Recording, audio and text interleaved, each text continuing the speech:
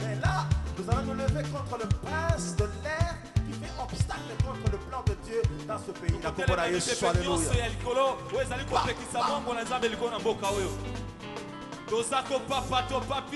Au nom de Jésus, nous avons ya nyonso ya mipepe ya likolo mipepe nyonso eza kotambola likolo ya mboka oyo ezali kopekisa londende ya nkembo na nzambe epanda te likolo na mboka oyo toza kokweyisa yango na kombo la Yesu moto na nzambe elanda bango na likolo moto na nzambe elanda bango bipai nyonso bazali kosurvole au nom de Jésus na kombo la Yesu toza kokweyisa au nom de Jésus au nom de Jésus.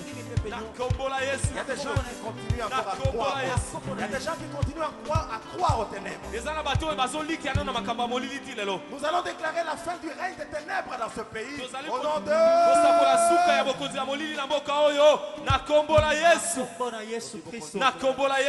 je déclare la fin du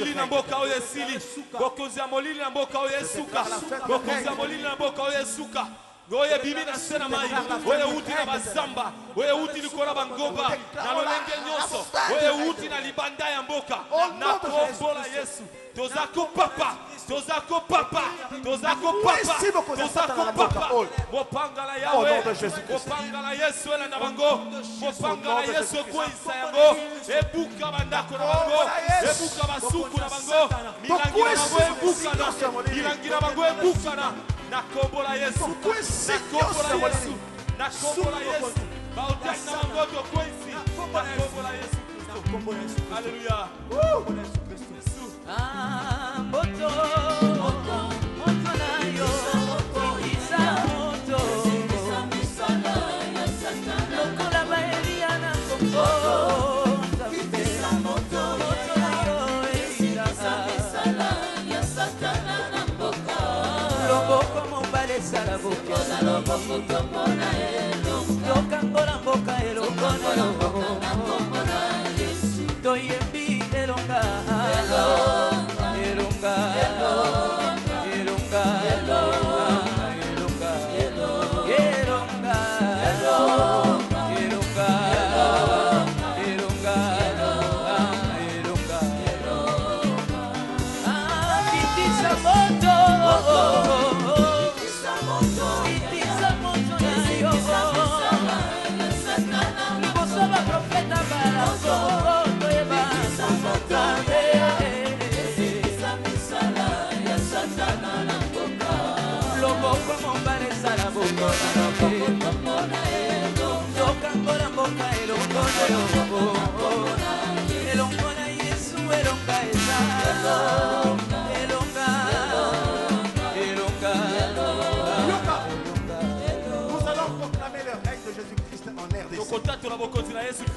Nous allons proclamer Jésus-Christ roi du Congo. Nous allons proclamer l'avènement de la royauté de Christ dans notre pays. Élevons nos voix au nom de Jésus-Christ. Alléluia. Déclarons le Congo à Jésus. Déclarons le Congo à Jésus. La province orientale, Jésus démocratie. Na Kivu, Jésus démocratie. Na Katanga, Jésus démocratie. Na Kasai, Jésus démocratie. Na Équateur, Jésus démocratie. Kembo ezonge pai na Nzambe bandeko na ngai nyonso ba Congolais bisika bozali ya liboso nazopesa bino mbote bipai nyonso bopanzani awa na diaspora na mboka na Kinshasa partout ailleurs ba Congolais nyonso bisika bozali mbote na bino pe Nzambe apambola bino. Ozala chrétien, ozala non chrétien, grâce na Nzambe ezala likolo na yo. Ngai ndeko na bino John Kabwidibwidi nafandi awa na mboka na Suède, précisément na capitale na yango otozobenga Stockholm. À ce qui concerne Moussala na Salaka, nazali pasteur nazokamba église epai boye awa na mboka na Stockholm. Toye kaka bandeko pour natina rendre vérité publique. Parce que en tant que chrétien, tu ne jamais kotika vérité et kundama. Vérité angonini, vérité bandeko, tout à ce qui concerne liwa yandeko nabiso Alain Moloto. Alain Moloto, en tant qu'un chrétien, liwa naye et kotika biso indifférente à partir du moment où il y a le mensonge qui est en train de prendre le dessus. Biso en tant que chrétien, nous devons réagir. Biso en tant que congolais, nous devons réagir pour nous rendre vérité publique. Il y a des bosso bien aimés dans le Seigneur, tout le monde allait moloto bakundi, après que kunda allait moloto, tous autres dans la télévision, yonangai, bisonyon stolanda qui na télévision, tout le monde bango imusoko, tout le monde ba frère Eric, tout le monde soit disant ba apôtre, na ba journaliste mususu, il y a chaîne, il y a monsieur Hippolyte Kanambe, basalaki émission na bango. Nakat na émission na bango, tolanda ki bango na bokebi, kolobe ete témoignage ya mwasi ya Alain Moloto, ils ont témoigné très bien que Alain Moloto, ils alaki ngonganaye, il fallait Nzambe azoyer. Pour preuve, bazolo baboye, balobi ke ba ange na Nzambe bayaki, Nzamba tindaki ba ange na ye pour bazo Moloto, Moloto ayebisi mwasi, nga nazo kende, mwasi lobi ce n'est pas votre temps, Moloto lobi tika na kende. Alors par conclusion, bango yimusoko sur le plateau ya télévision ya monsieur Kanambe, bazo pesa confirmation que ezali mokano na Nzambe. Bien aimé, ça c'est du mensonge. Tokoki jamais kokunda vérité, la vérité doit être connue. Je vous informe ceci pour votre information parce que bisogno surtout dans la Bible, tout ça va pasteur, tout ça la kapé musala Nzambe. Ligambo ya ba ange, mutu amona ba ange, cela n'a rien à voir ya assassinat ya mutu.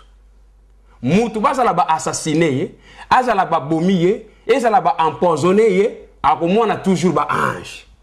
C'est-à-dire tant mutu malamu azokufa, automatiquement Nzambe azodeleke ba ange na epwete bazwa mutu wana bakende ko déposer ye bisika esengeli bango bapema batu malamu bapema. Ndenge pasteur Albert Lukusa azalaki empoisonné dans le Lubumbashi sous autorisation ya Hippolyte Kanambe, ndenge azawana yepe amonaki ba ange na Nzambe bayaki kozwaye po bakende ko chaye bisika ya basali na Nzambe. Ndenge Arma Tungulu babomaki ye balapide ye babomiye Arma Tungulu pe ba ange bayaki kozwaye. Cela ne veut pas dire que Arma n'a pas été assassiné par le pouvoir de M. Kanambe. Alain Moloto amoni ba ange. Cela ne veut pas dire que mission ya Alain Moloto est si la quitté. Moutou babomaye par poison, babomaye na licheto na bunduki, soki azali mona na Nzambe, le Seigneur envoie une délégation des anges pour être bazoyer. Je vais vous envoyer une référence par rapport à loi à Moïse. Moïse a koufaki na mukanda Jude. Bible zolo baboye. Les anges de l'Éternel et les démons se disputent les corps de Moïse. C'est pour vous informer que Mokolo Hippolyte Kanambe akokufa, oyo azali président na kati ya mutu ya mboka Congo, ba démon pe bakoya ko récupérer ye, ya ko mona ba ange te. Ba démon de bakoya ko récupérer ye, ba tie place na bango. Mokolo menda akokufa parce que liwa na bango ezaka la mingi te, eza déjà arrêté. Étant donné que baza complice na liwa ya ndeko na biso Alain Moloto, bakomona ba démon bakoya ko zobango, batia bango pisika, batu ya mabe bazalaka. Donc c'est pour vous dire, ils ont essayé de travailler psychologie à moi si ya papa na biso Alain Moloto pour dire babanda ko brandir témoignage wana, balobaka non, c'était la volonté de Dieu. Non. Monsieur Alain Moloto est si la quitté. Liwa ya Alain Moloto ezalaki na volonté ya Nzambe te. Nzambe a permettre rango, c'est-à-dire c'est une volonté permissive et non pas une volonté parfaite ya Nzambe. Nalandi bande ko na biso ngoi musoko koloba ete Bible lobi que non soki o meli comment dirais-je ba poison ba breuvage mortel, rien ne peut vous faire. Non, ce n'est pas ça. Mais Alain Moloto ba poison ba tiele ba poison combien de fois? Plus de 8 fois. O bazo tiele Alain Moloto ba poison.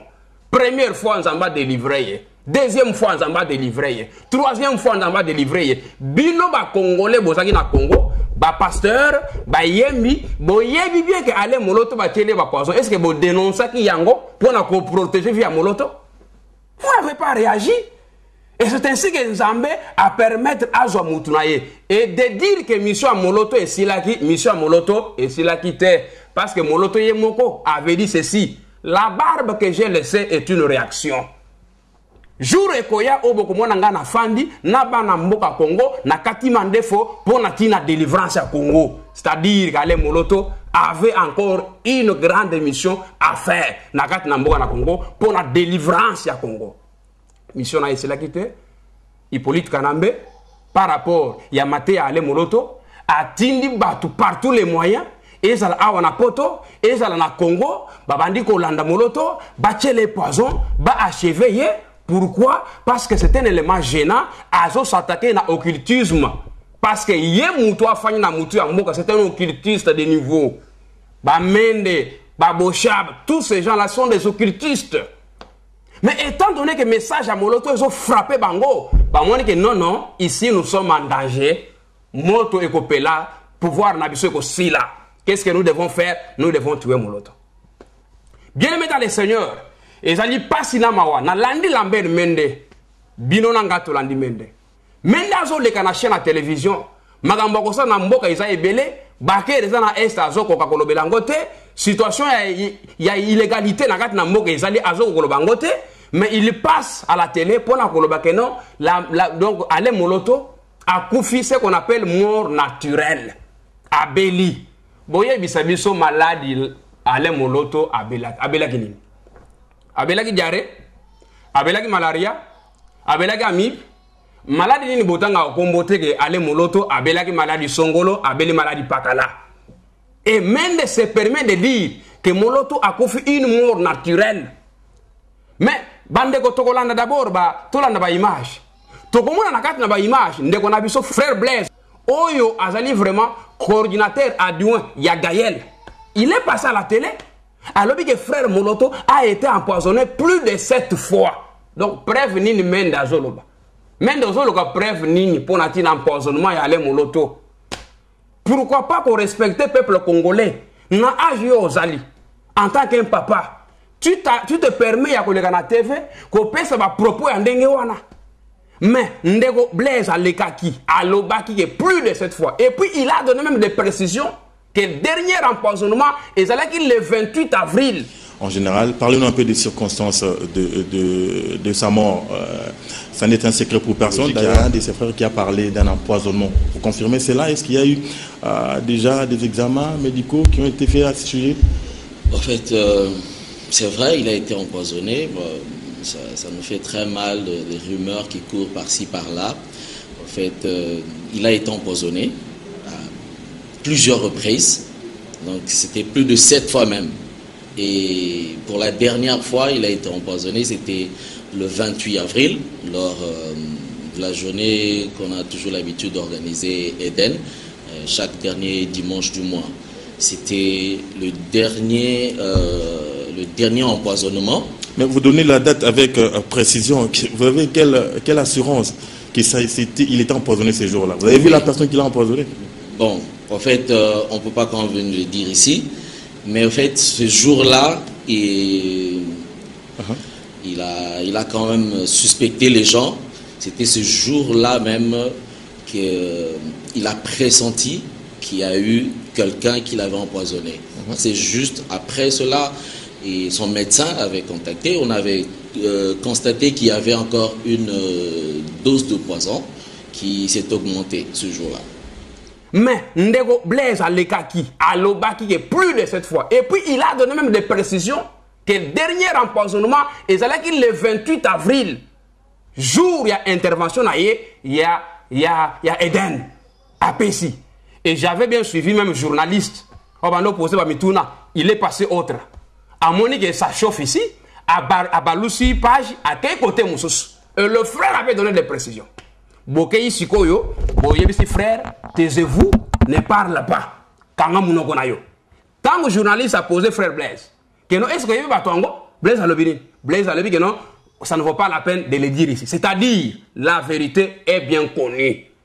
Alain Moloto a été empoisonné. Et je vous assure pour votre information, même moi si naïe, à cause de Ce qui entourage à Moloto, bah, que Moloto a été empoisonné, même sa femme connaît que Moloto a été empoisonné, et puis bah, il va tout. Mais la Bible déclare, malheur à l'homme qui détient la vérité captive. Vérité sur la mort de Ale Moloto, moto oyo nyonso akofanda na vérité, azolo belangote, makila Moloto ekolandaye. Le temps comme année prochaine, les mêmes mois oyo Moloto akufi, bokomona ndenge bibembe ekolandana. Un peuple yo zamona Congo, mutu azo tombola, kiti na bokonzi na Nzambe, na kati na mboka na bino. Mutu azo défendre mboka na Congo. Bazo tue le poison, mais bino bozo linga, bo garder vérité captive. Et là bozo landa, ezo kamusanga makasi, eza ndeko na biso Eric, o bazo benga soi-disant coordonnateur ya Eden. Ndeko Eric, nga ina bino, tokomona bako balancer ba image. Nga ina bino, tomoni ndeko na biso Eric. Tango Ale Moloto a koufi, ndeko aleki alobi très bien que le docteur a constaté que il y a eu les éléments toxiques dans Zoto, il y a Ale Moloto. Et il précisera que ces éléments-là ne viennent pas d'eux-mêmes, c'est-à-dire il y a une personne qui est venue déposer. Au fait, c'est-à-dire Moloto a été empoisonné. Mais bandeko nanga ya kokamwa, comment que la même personne, soi-disant coordonnateur, il y a Eden, azo le kana plateau, bakaye ko benga ye na bato kanambe, bato gouvernement ya occupation, la même personne azolo bakeno Ale Moloto akufi na pensée ya Nzambe, akufi na volonté na Nzambe, eza likambo ya empoisonnement te. Frère, est-ce que vous avez suspecte? Ce n'est pas parfois yonde muto chela ki Ale Moloto poison. Soko chela ki Ale Moloto poison, yako yambola. Oyebi likambo ya Jida? Jida abomaki Yesu Masia, il croyait que c'était fini. Mais mbongwana aliaki angote. On n'a pas besoin de faire de bruit tout autour, mais bandeko mingi bayebi azalaki na maladie. Et na bokono wana ezalaki mingi na ba substance moko toxique. Moi j'ai conclu tout simplement c'était la volonté de Dieu. Bokono wana ezalaki mingi na ba substance moko toxique. Moi j'ai conclu tout simplement c'était la volonté de Dieu. Bokono wana ezalaki mingi na ba substance moko toxique. Moi j'ai conclu tout simplement c'était la volonté de Dieu. Le bonheur de Dieu évité par quel mécanisme comme il a qui est dans d'autres. Je pense qu'il y a quand même un côté. Je pense qu'il y a quand même un côté. Je pense qu'il y a quand même un côté. Moi j'ai conclu tout simplement c'était la volonté de Dieu. Dieu de notre vie. Donc ça n'anzela moko ele kanaki. Et comme il a qui et na lobi na pourquoi autour de 19h55. Alléluia. Nzamba décida qui a kamata molimo ya serviteur na ye. Mbongo bazo pesa bino. Pour garder vérité, mbongo bazo pesa bino. Pour la vérité te au sujet Ale Moloto mbongo wana yango muto kubuma bino. Même ataba ko intimider bino, vous devez dire la vérité. Nazo pesa coup de chapeau et pas yande kona biso Chabani. Chabani alobi yango bien que non muto yazo empoisonné biso atika. Malgré Chabani ça kana ko labo er moko ayembela mwasi ya Kabila tout ça ya Kanambe tout ça ainsi de suite. Mais dans cette affaire alobi na vérité. Mais comment est-ce que Chabani, oyo assemble la kanabino na kayelite, oyo azaganabino na kata identité, elle arrive à Koloba que non, Moloto a été empoisonné. Lui-même Moloto. Tu l'as pas image à Moloto? Alors, tu as un photo à tout capable. Tu as un poison. Qui ça, ça y est, on connaît que tu as. Tu as un poison pour c'est ça qui est ça. C'est ça qui est ça, mais ça, ça fait awa. Les gens qui sont mais ça c'était awa les gens qui sont mais ça c'était awa donc mais la pote c'est un peu ce qui est dommage hein bon c'est vrai que c'est lui qui a concocté tout ça. Je connais la personne qui l'a fait et je l'aime beaucoup, je l'aime bien. C'est lui qui a concocté tout ça. Je connais la personne qui l'a fait et je l'aime beaucoup, je l'aime bien. Ça n'a pas touché dans ce liota, mon amour pour lui. Le Dieu de notre pays. Voici qu'il se lève au sommet de la nation pour apporter un élan nouveau et amener ce peuple dans son héritage, afin que notre joie s'exprime au quotidien, redorer encore le blason terni de l'identité de notre nation. Car il est Dieu. Voici un peuple longtemps assis dans les ténèbres, voit se lever le soleil levant, le soleil de la justice. Pour le bonheur de tous. Pour la joie de tous. Et nous célébrons le Dieu de notre pays. Il dit que j'ai été empoisonné et c'est ici, en Belgique, pour la première fois. Mais comment est-ce que les Congolais, en relief, en fait que le peuple aille la vérité? La raison pour laquelle, nous avons la diaspora, nous avons dombo, nous avons vidéo na yo, papa n'a pas leka, cause la tête que mugu na koloba, mugu na basba ya déjà bongo. Depuis moi c'est à Kanambe à balele moi si, basi basoma bango déjà. Nous avons beaucoup de vérités. Ceux qui vous avez certaines vérités à ce sujet, mon frère passe. Donner des communications. D'abord, que son âme repose en paix, c'est un véritable résistant patriote. Si ce soit les Moloto Koma, Bisso va résistant aux a touchés, mais Tokoki jamais qu'on continue toujours qu'on perd la cabane de connexion. On a été aussi longtemps que tous ça les lots monté pour na Batouana, système on a imposteur Kanabé. Bon, si ce soit les Moloto, tous autres Tolandila qui ont de près de loin, donc moi-même je parlais avec lui 2 fois. Dans son téléphone, au moment Kazaki est vraiment sérieusement malade, a expliqué que la réalité Moussou Oyo Matubeli va bien monter à l'Emoloto. Tu es au cas, on a des formations dans ce Zanango, 4e poisson naïe, pasteur Nabino Bobingaka, Oyazarana Kinshasa et ACK. Donc, Mukuna, je pense que Mukuna, ceux qui vraiment un vrai serviteur dédié, il ça va comme la vérité. Parce que si on réussit à comme la vérité, on a la vérité. Mukuna, il y a ACK, pasteur Mukuna, soi-disant pasteur. Donc, citation, on a service secret à Kanambe, et Somba va pasteur à l'Okuta, et Somba va médecin à l'Okuta. Et dans un groupuscule mort où il va médecin, il y a l'Okuta, dans un hôpital général, dans un Louvanium, dans une clinique Ngalima, dans un spécialiste, il y a Kouboma Batou, déjà dans une liste noire, Batou Balingi, Hippolyte Kanambete. Donc, Mukuna, pasteur Mukuna, ACK, Oyebi Makambosali. Parce que Alain Bolo tout le temps va remarquer que à temps remarqué quand on a poison dans notre naïe a bandi le traitement et Kanambe alors il faut pas ça la suivi. Il y a pour piriger puis donc il y a sur Alain Bolo tozaki na mozaki déjà pourri dans la poison. Quel que soit partout place nous sommes d'ailleurs pour toucher. Bah tout même au bazaki environnement naïe, bah tchaki ba espion donc bah il faut qu'on libérer physiquement. Geste né basala qui est pas HBA. Quand on a une surprise, on n'est pas tourner au monde qui va utiliser qui poison. Mais poison, ils ont kaka ba congolais bazali ko transporter bilo ko pas bande ko na biso. Ce côté même moi na biso c'est dire Nyanza. Médecin ou aboma c'est dire Nyanza azana mama yemo. Médecin on a azo qui recommandation par Mendy. Donc ils ont l'équipe mon ko ya ba médecin au bazo boma bande ko na poison. Bazali ko travailler na gouvernement et occupation.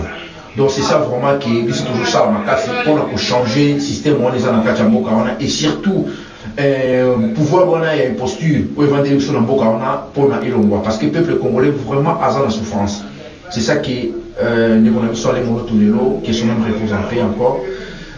Tout ça vraiment touché au père de bateau important. Bateau a un souci à Congo qui n'a pas voiture on a pour la détruire. Donc c'est ça qui est tout ça vraiment touché. Il y a un moment tout ça qui est moi na lisanga bande connecté sur la toujours le cas. O union so ayebi que non, ayebi vérité songolo pakala assez qui concerne likamwale moloto tokola la boité.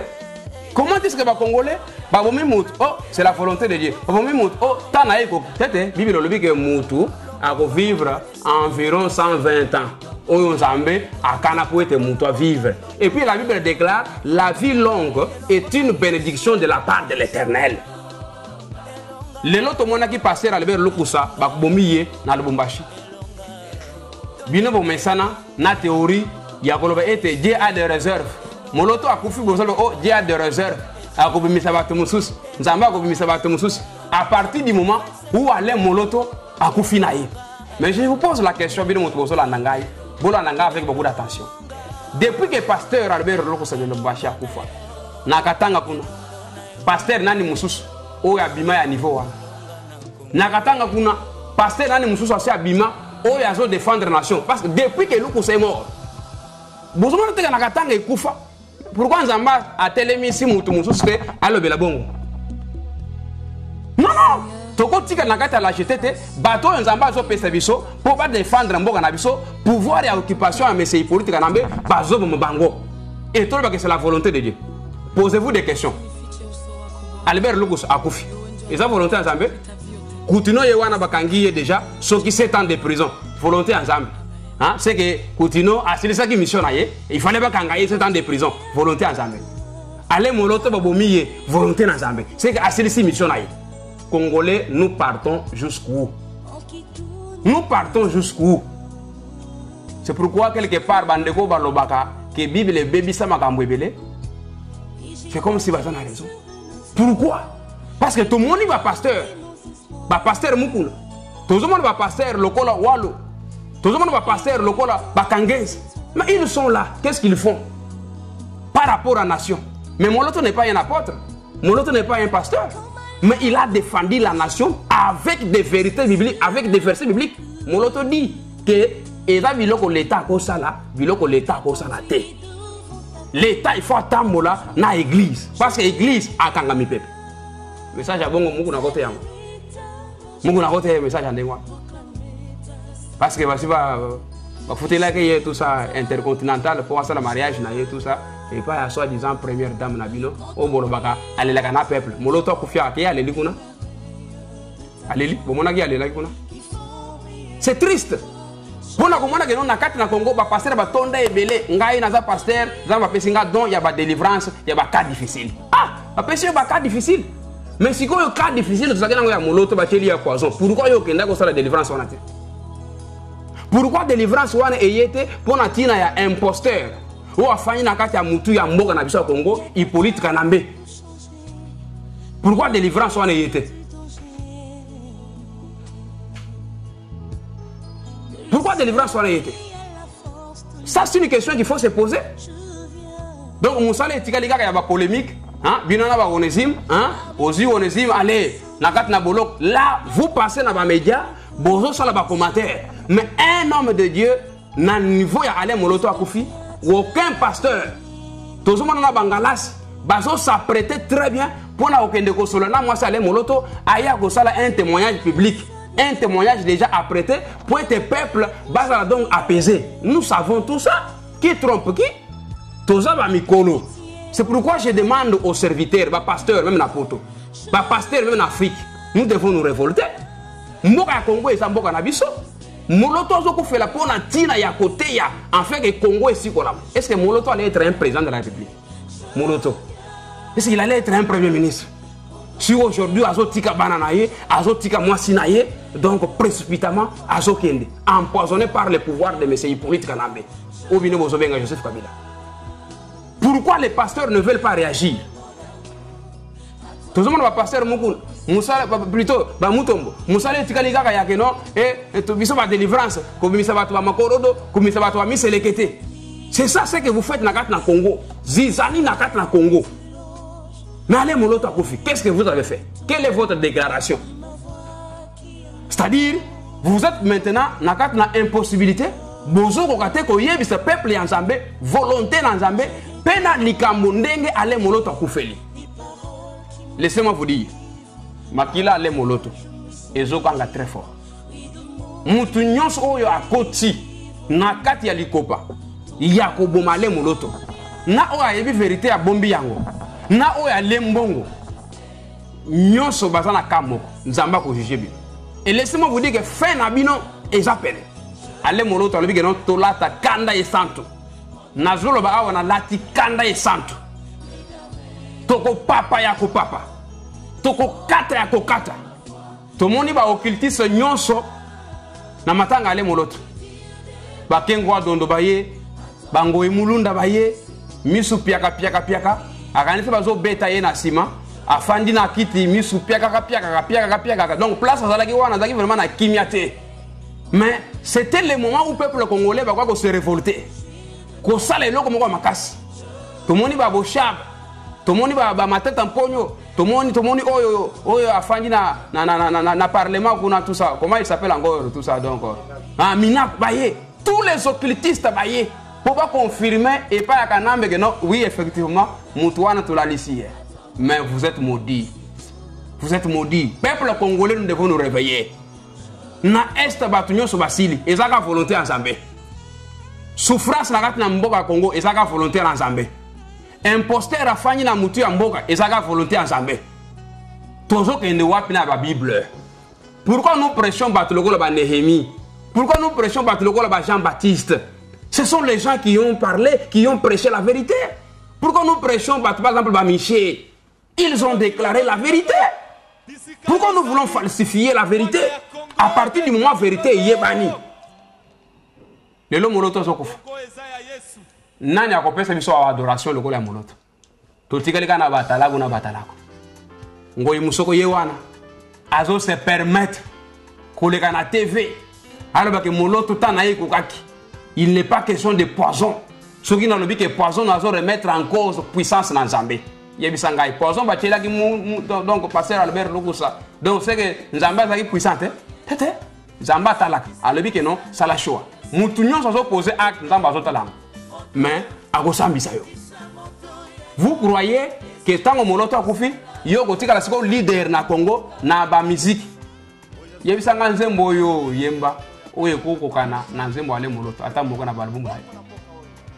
Ngoy musoko bunduki wana bunduki zali izanze muni nzembo zanga fond nzembo ni nzembo ni bonjour wana za ba moral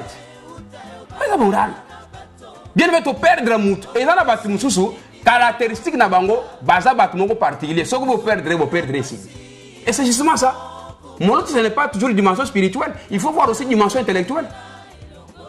Tout ça na ba yembe belé na kati ya Congo wana batanga te baza ebele bazo sala ba musique ya mbongo, ce sont les atalaks. Moloto yemoko andimaka te qu'il est musicien. Moloto yemoko alobaka moi je suis un adorateur. Vous êtes des musiciens. Tolanda bango musoko wa kolobaka non oh tout ça ndengeni droit d'entrée tango bandaka makambo na ye. Droit d'entrée, droit. Les lois, comment on a droit d'entrée, à Zobet, à construire la VIP, tout ça, il y a $50 droit d'entrée, bah, tu vas au quota. Vous croyez que non, tant qu'on a le christianisme, mais ça pète. Ngaï va couper ça, mandaté, n'a pas son mandaté, il faut son mandat éternel. Les lois, au commis, président, il y a AMCC. Ils ont mandat éternel. Ils ont mandat éternel. Peuple congolais, nous devons nous réveiller. Na sengi bande qu'on a besoin de sur le niveau diaspora. Pasteur Bakole. Côté sans rival, côté qu'on en Afrique ici, ba image ou bien ba magambozolo ba, et ça la carte en zela. Ba te bele ba kondanaka, pasteur na biso bishop Élysée, que o bishop a finga, mais magambusu bishop a lobaka, et ça la carte en zela. Le problème c'est que ba congolais ba lingi vérité te. Vous croyez que non ce que ça pasteur aux autres magambamboka au sumuki? Ba musu ba ko traiter comme étant comme si ce qui ndengeni ni ba ko finga, ba ko ba n'importe quoi, bolo ba na bino. Mais nous sommes là pour défendre notre nation. L'Ikambo ale moloto na sengi bina ba pasteur Lukusa et pasteur Mukuna ba Mutombo ba pasteur nyonso à Kinshasa Bangalasi bino nyonso na basoni Kafuta basoni Mukweze, tous ces gens qui sont à Kinshasa, vous devez parler l'Ikambo ya liwa ya moloto parce que empoisonnement na ye et yebani preuve ezali. Je pense que nous avons balancé les biso par image. Bolanda comment est-ce que Alain Moloto yé moko alobaki na Belgique que j'ai été empoisonné. Tu l'as dit par image. Toyoka na poto atoka pasi. Bachele ki poison. Akisa sa yemo kene ko tipe. Bachele au poison pour kufa. Zaki aso. Zaki aso mais ça c'était awa poto. Ezaki asome que ça c'était awa poto. Ezaki asome que ça c'était awa poto. Donc mais la poto c'est un peu ce qui est dommage hein. Bon c'est vrai que c'est lui qui a concocté tout ça. Je connais la personne qui l'a fait et je l'aime beaucoup, je l'aime bien. C'est lui qui a concocté tout ça. Je connais la personne qui l'a fait et je l'aime beaucoup, je l'aime bien. Ça n'a pas touché dans ce lieu-là, mon amour pour lui. Parce que... C'est quoi, bande de Bomoni? Bomoni, image wana, yémongo a confirmé qu'il a été empoisonné. Et deuxième image, il va balancer wana, et ça image à frère Absol Blaise. Alors bien que non, il a été empoisonné 7 fois. Mais en vertu de quoi, Baya Koko Sabiso, peuple congolais. Bande de Gonanga, monde du ténèbre. Monde du ténèbre. Impact sur le plan spirituel, la délivrance au Congo, c'est l'église. C'est la raison pour laquelle Basombi va pasteur réunion c'est en Congo. Basombi. ba muto mbokolombo wana ndengo moni bango bana basi basomba ma déjà yo so yo ka muto molobele ka mboka mais tala mate ya le moloto azote ya par rapport à mboka basi basomba déjà bango bafandeli ka au chandelier bafandeli ka au royaume des cieux yo so kenda lola oyebi lo les aka noir ou bien les aka blanc mais bino boza déjà na ba misolo ebele boza na ba mbongo mais tala peuple ndenga so souffrir na kati na mboka na Congo bazo na ba église na bino botika la oh jour wana bato bazaki 7000 libanda jour wana bato bazaki 7000 libanda ngana zana bandimi ebele na zana ba église ebele et comment sikoyo likambu ya honneur na kati na mboka na Congo mais bozo kokate ko défendre la nation. Bien aimé, je parle en tant qu'un homme de Dieu et na zana kanda et centre mais moto na nzambe na minute oyo ezokota na ndako ya kanama bisika zali moto eziki saye moto na nzambe ezokota même na bisika ba mende bazali ba boshabe bazali moto na nzambe kota makila ale moloto e uganga makila ale moloto e uganga ale moloto akende mokote. Donc pour finir na sengi bande na diaspora ba bazana ba vérité bande na biso Kazarema. Je pense que vous avez la vérité, Moussous. Ou les a era kubanga le suste. Bilonyo vous avez la vérité, tobi misa la vérité. Ligambo to tika ngote. Shebe yakenda o kakaboy. Shebe yakenda. Tungulu akenda kakaboy. Lelo mama filo yewana kuna tika na bana. Nana kota ligambo na ye. Bien aimé dans le Seigneur. Magambo toko tika ngote. Nous devons aller jusqu'au bout. Bibi le lobi geno o yakobo manambeli. Akufana nini? Akufana mbeli. Oya ko mo na poison a ko fana poison so ki bino boyebi ba poison bi sike zo to kuna na Rwanda pourquoi kana mbi wana bo tele poison so ko so banga ke non o bo maina bunduki parce que bunduki ezala ba ko mona ke yo wana mais bino ndenge kaka bino ba carte na yo wana mintu ndenge bo tambola wana boko tele pe poison na mutu wana makambo esili pourquoi ba congolais ebele ba ko fa likolo mutu moko bibi lo biboyi il serait important mutu moko kufa pour battre belé babi kisama. Ça c'est le moment où nous devons nous réveiller. Ça c'est le moment où nous devons regarder devant tozo kende wapi tozo uta wapi. C'est ça. Donc vérité yalikamuna ndeko na biso ale moloto malgré ba ange ba yaki ko zoyer malgré moi sina ye alobaki vérité ezali que pouvoir ya occupation ya Hippolyte Kanambe ya onde mutu ebomi ale na biso moloto papa na biso ale moloto et na kat na likambo wana Kanambe azaye mokote a travailler na ba pasteur a travailler na ba yembi a travailler na ba chrétien ebele basi ba sumbama mais kanda na nzambe eza na mutu na bino. C'est justement ça. Donc pour finir na pesi bino mbote bisika bozali courage ezala ba combattant na biso nyonso partout ailleurs na Afrique du Sud na États-Unis na France na Belgique na Londres basali na nzambe ba telemeli likambo mboka Congo to telema ko makambo eke liboso po na minute oyo awa na souhaite Eden ebotami to ko bana ko sala ba prière à Eden ngai na ba sujet na ngana ko bana ko tinda moto na Congo ko tinda moto na palais de marbre o comprendre ngote o qualifier ngote moi je vais commencer à envoyer le feu.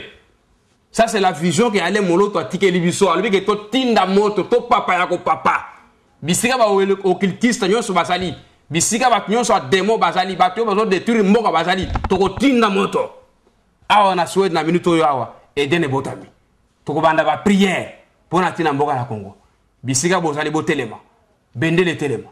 Je vous remercie beaucoup plus. Qu'on a ba prise à image to na réalisation ezaki wa binodi azali la personne number 1 awa na kati na mboka na Stockholm yende mutu asala ka ba image kitoko yango no moni ba image salaki wana a balancer ba image chasser ba image ko la pambola yo et puis na pamboli ba combattant nyonso ya monde entier bisika bozali courage ezala famille ya moloto courage ezala mais to yebi ke boyebi vérité bozo ko bango te parce que boza déjà envahi boza encerclé to comprendre bien mais toza la pose la vérité wana bo transmettre ngo ata par une autre voix o aibi vérité ata tinda to ba mikanda to ko zo yango en fait non to landela ba criminel o bazana mutu ya mboka na biso o ba bomi ale moloto pona ko silisa azo répondre na la mère Mende ba preuve za ebele ozolo ba makambu o yozo comprendre te qui a des preuves ale kana média ba to basi ba lekina média ba se ba ba preuve batali sike non chef na yo yende mutu abomaki ale moloto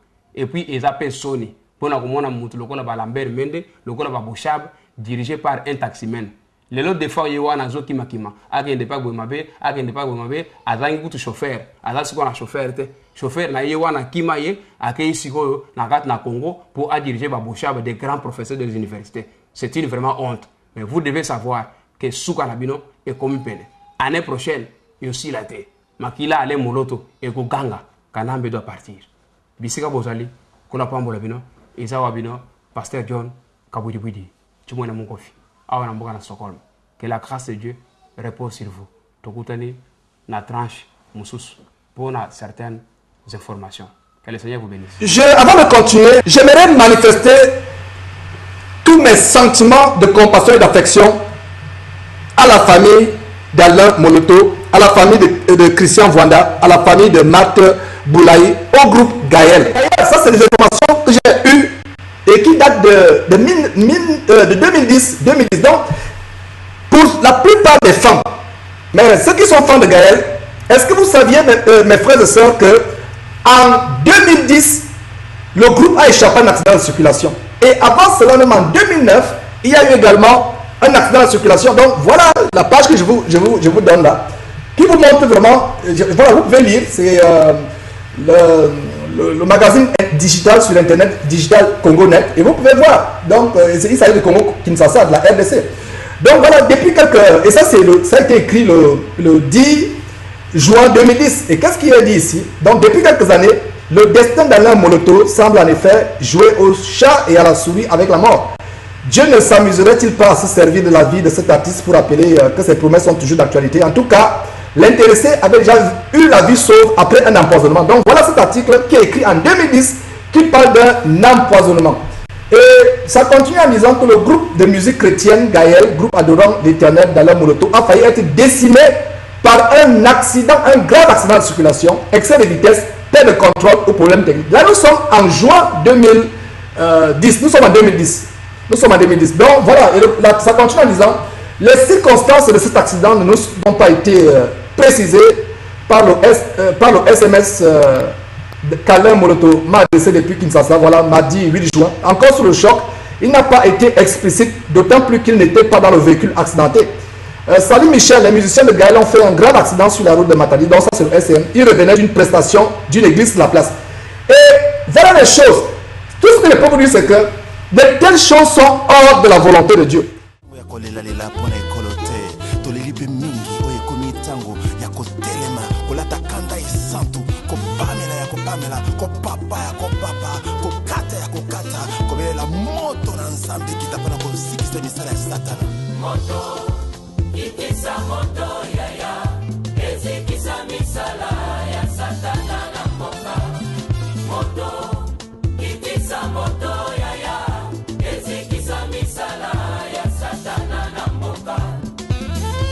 loboko na yawe ezali ya kosembola mapo ekolo epambolama mpe baye Kongo obambo na nkembo na yawe. Alleluia.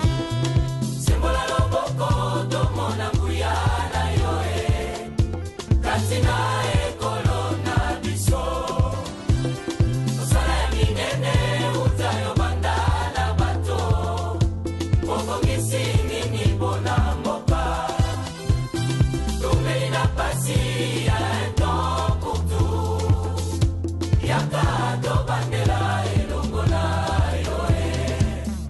mokonzi yaka tobandela kotonga ekolo elongo na yo tala etuluku ya bansomi ya Kongo batelemi mpona koyamba lipamboli kote epai na yo. Alleluia.